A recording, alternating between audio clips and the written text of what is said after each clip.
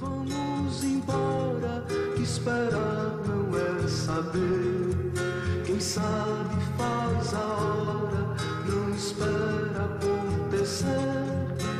Vem, vamos embora, que esperar não é saber. Quem sabe faz a hora, não espera acontecer.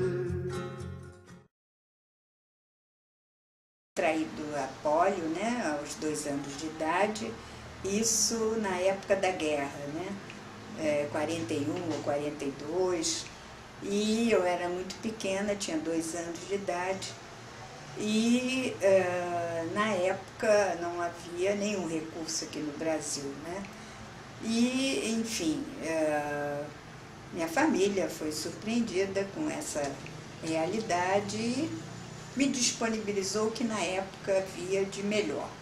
Tanto é que eu vim aqui para São Paulo, na época, quando eu tinha talvez uns 3 anos, e frequentei uma clínica, me operei aqui pela primeira vez, e fiz várias cirurgias ortopédicas, né, como era tradição na época, por uma intuição da pessoa que na época era o diretor da Faculdade de Psicologia. Eu me formei na PUC do Rio, então ele me ofereceu como estágio a possibilidade de um estágio na BBR, que é lá no Rio, a Associação Brasileira Beneficente de Reabilitação, e eu então fui encaminhada para um estágio lá, e não só fiz o estágio, como depois fui contratada como profissional. E eu fiz minha carreira em torno disso. Eu fiquei muitos anos na BBR. E é muito difícil você sair daquela posição de um profissional que tem uma verdade nas mãos, que sabe mais do que a pessoa que você está atendendo, de uma posição em que você está numa relação para compartilhar situações, experiências, e dando a possibilidade à pessoa de ter também um papel ativo. E essa é a tônica básica da vida independente, do movimento de vida independente. Já nasci dentro de uma escola. Minha casa era de manhã a criançada, à tarde os jovens e à noite os adultos. E tinha o horário, claro, né? Tem um horário certo de começar, horário de terminar, uma turma, né? Tem um almoço, depois vem a turma da tarde, tem um horário certo de começar, certo para sair. Então essa disciplina sempre existiu como uma coisa natural, como uma coisa que exatamente nessa escolinha sempre havia uma criança com deficiência. Só que naquela época, para mim, não está nem, né? Imagine. Então, para mim, ver uma criança com algum tipo de deficiência, estudando comigo, sentado junto, brincando lá no quintal da nossa casa, era a coisa mais natural, não tinha nenhuma coisa de, sabe, não tinha nada disso. Então, isso é uma coisa que, quando chegou a hora, para mim é a coisa mais natural do mundo, né, porque eu tinha passado por tudo isso numa circunstância natural.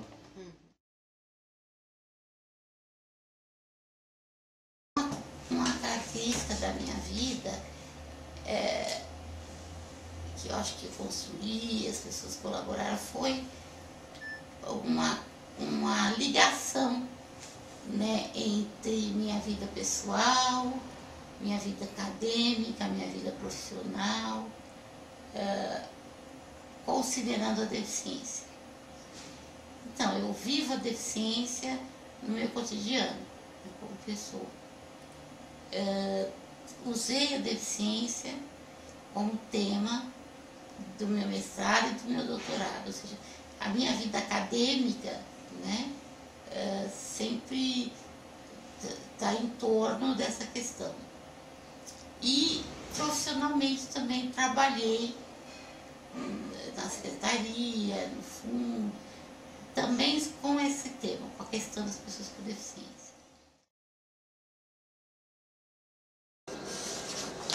Sofri um acidente em 73, foi num mergulho de piscina, Na época eu morava em Araçatuba e fazia parte da equipe de natação lá do Corinthians de Araçatuba.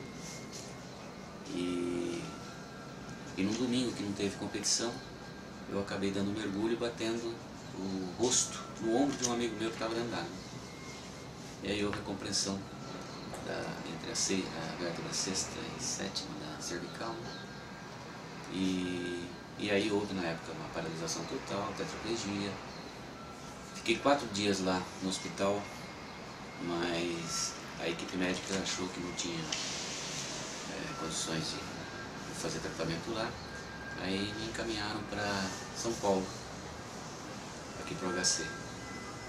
Aí eu vim, cheguei aqui no dia 11 de janeiro e saí no dia não lembro, foi em dezembro de 73. Então costumo até brincar com os médicos, ó, pega leve que tem um ano de residência no HC. Então quando os médicos falaram que eu poderia começar a sair para a cadeira, os meus amigos lá do clube lá de Araçatuba lá fizeram um baile lá, arrecadaram uma grana e compraram uma cadeira muito bonita, da Fretinha, aquelas vermelhas, com encosto para a cabeça e tal, né? E no dia que eles colocaram a cadeira lá na enfermaria lá, para eu ver, eu chorei de emoção e chamei todo mundo para ver que cadeira linda que eu tinha ganho, né? E então a minha visão em relação à deficiência, para mim, ela sempre foi uma conquista, ela não foi uma perda, entendeu? Porque eu tive a felicidade, sei lá, a sorte de mudar um pouco o foco da coisa, entendeu? Eu não tinha perdido tudo, eu estava conquistando alguma coisa. Eu sou Carmen Leite Ribeiro Bueno, sou psicóloga, fui professora durante 12 anos na Fundação Educacional de Bauru, que hoje é a Unesp Campus Bauru. Estudei em Bauru também, fiz faculdade na Fundação Educacional de Bauru também, depois dei aula lá há 12 anos. Fiquei lá até 1985, eu me formei em 1973, comecei a trabalhar na faculdade em 74, saí de lá em 85, que é onde eu vim para São Paulo, aqui para o Sorri Brasil. Então aqui no Sorri Brasil eu estou há 20 anos, exatamente. Eu tinha o preconceito que toda a população tem. Eu não pensei em nenhum momento que eu ia trabalhar com pessoas com deficiência. Porque se eu tivesse parado para pensar, não teria dia. Eu descobri. Tudo aquilo desapareceu, eu não sei como.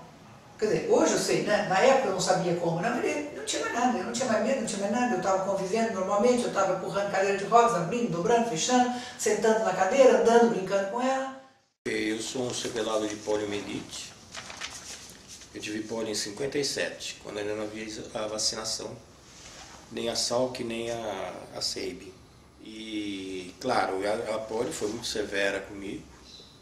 Eu tive uma tetraplegia, passei muitos meses entre o chamado pulmão de aço, que era uma ventilação forçada, existia no Hospital das Clínicas.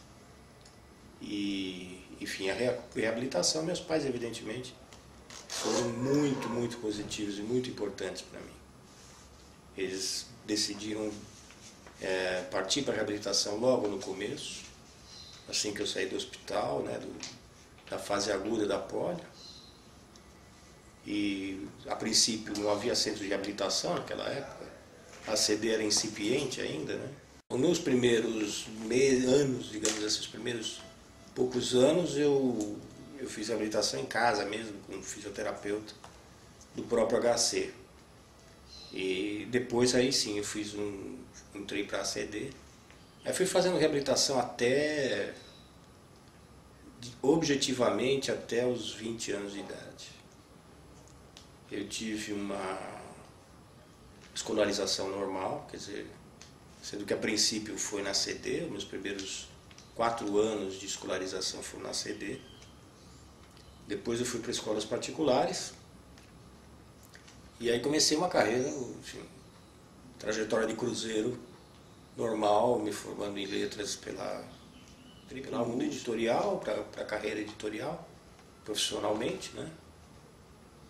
desde 79, criando uma editora, depois trabalhando para editoras como Ática, Brasiliense. 77, para ser exato. Quem eu conheci lá na ACD, a Heloísa Chagas, era não a chefe, ela era uma das psicólogas. Quando foi 79, a Heloísa era uma das cabeças do movimento que ia nascer. Já estava a Heloísa, Maria Luz Guarda, o Vitor Davi, Vitor Davi, lembra dele? Estava o... Era um pequeno. E ela me convidou. Logo na primeira reunião, nós vamos fazer uma reunião para discutir a situação das pessoas com deficiência. E queremos que você vá lá. Daí que eu entrei, né? Porque fui levado por uma pessoa que era uma das líderes do movimento que estava nascendo. Depois que eu assisti algumas reuniões, aí chamei o Thomas Feist, né? E comecei a chamar as pessoas.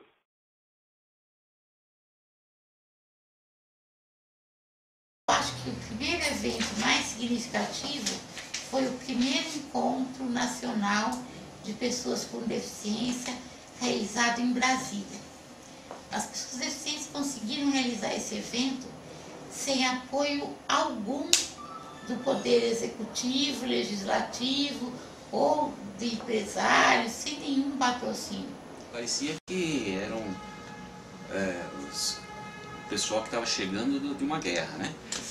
Porque só tinha amputados, né? Cadeirantes, né? Então, nossa, você olhava e falava, mas caramba, mas tem tanto deficiente assim no Brasil, né? E aquilo ali era uma representação pífia, né? De relação ao universo. Né? Pela foto que eu estou me lembrando, acho que umas 300 ou 400 pessoas do Brasil inteiro.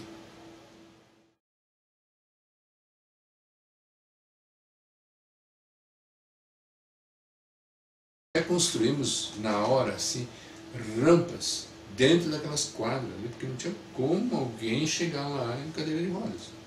Então, nós nos viramos ali com aquelas rampas de madeira lá, muito precário.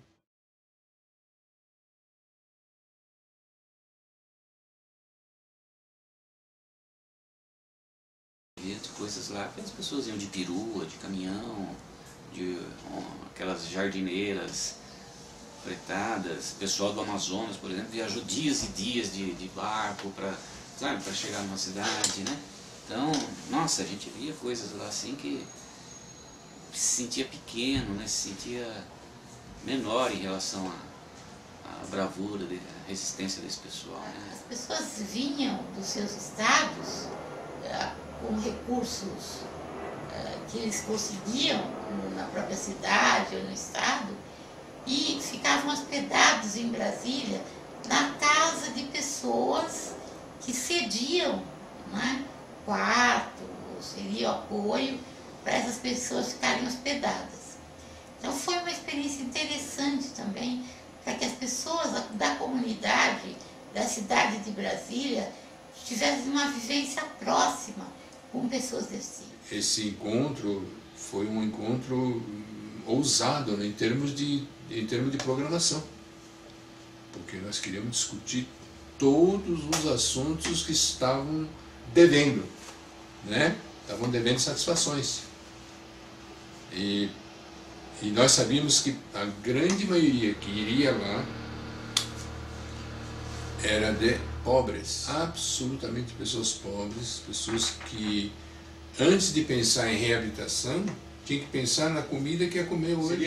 Parecia uma utopia, né? Quer dizer, o cara morrendo de fome, não tem onde cair morto, mas discutindo reabilitação, discutindo postura dos profissionais, discutindo postura do governo. Um sentimento de orgulho, né? De ver, né? As pessoas realmente se levantando assim, gritando e lutando e resistindo. Essas pessoas também iriam lutar para mudar o mundo, né? E o mais legal foi que esses eventos foram crescendo. Então, o segundo encontro em Recife tinha quase 2.000 pessoas, né? Um número aproximado de 600 pessoas deficientes ou mais, né?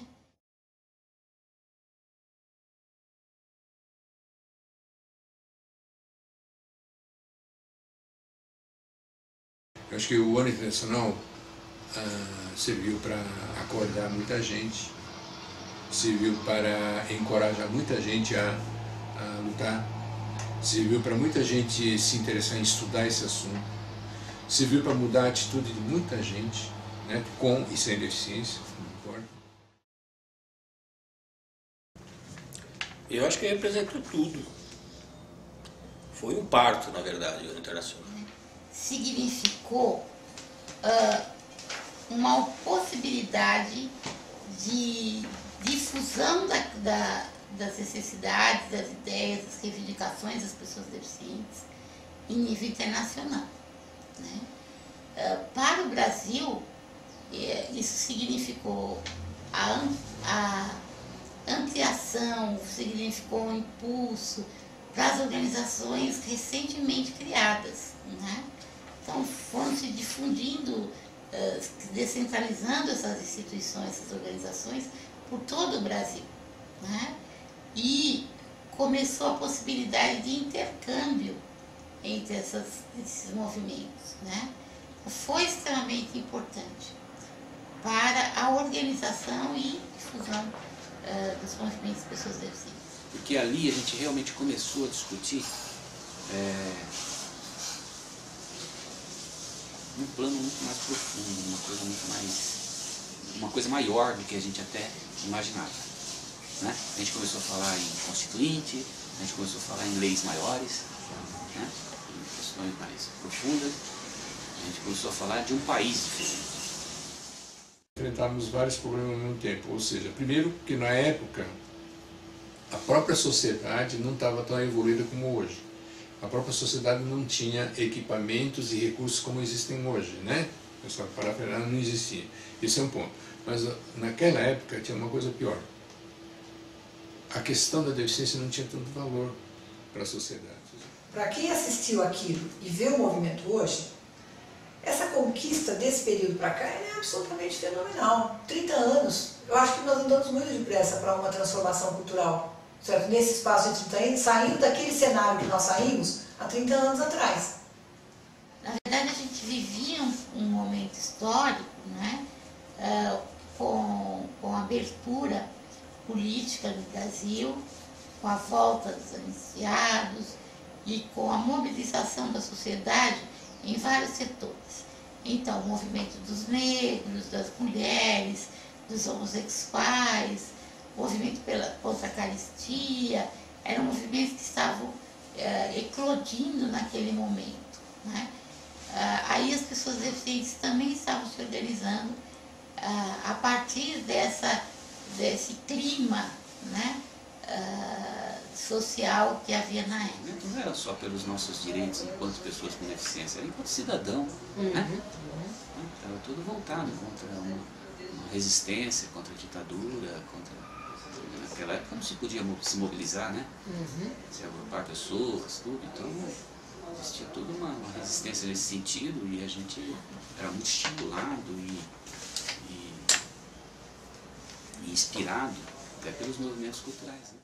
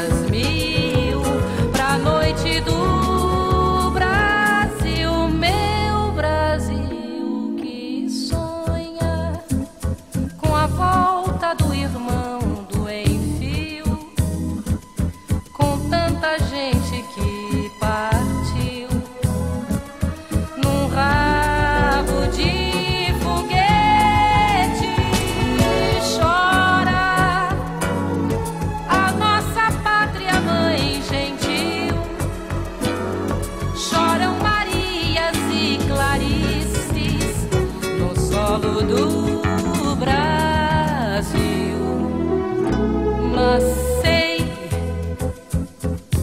que uma dor assim pungente não há de ser inutilmente a esperança, a dança da corda bamba de sombrinha, e em cada passo dessa linha pode se machucar.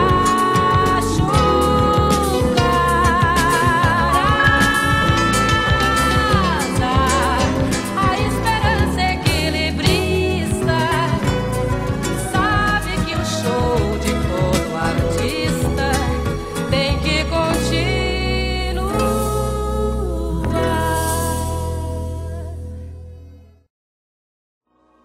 When you wish upon a star, makes no difference who you are.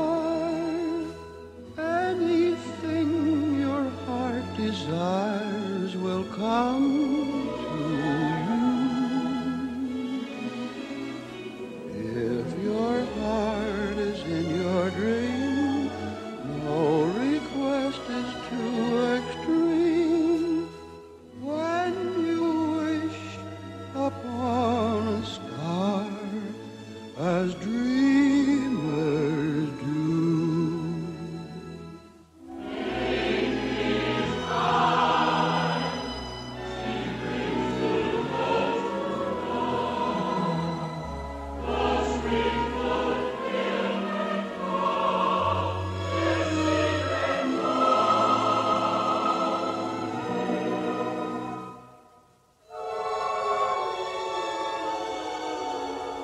Like a boat out of the blue, fate steps in and sees you through.